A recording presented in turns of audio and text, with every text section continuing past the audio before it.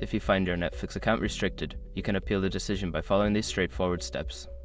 This guide will help you navigate the process effectively. Step 1. Review the restriction notice. Check your email or Netflix account notifications for any messages regarding the restriction.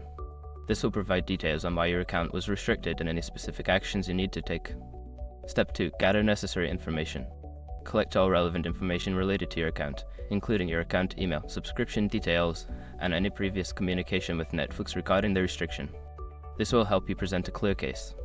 Step 3. Contact Netflix support. Visit the Netflix Help Center and navigate to the Contact Us section. Choose the option to chat with a representative or call customer support. Explain your situation and express your desire to appeal the restriction. Step 4. Submit an appeal. If directed by the support representative, submit a formal appeal through the provided channels. Include all gathered information and clearly state your reasons for believing the restriction should be lifted. Step 5. Follow up. After submitting your appeal, keep an eye on your email for any responses from Netflix.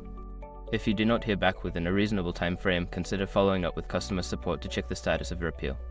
By following these steps, you can effectively appeal an account restriction on Netflix. Good luck, and hopefully your account will be reinstated soon.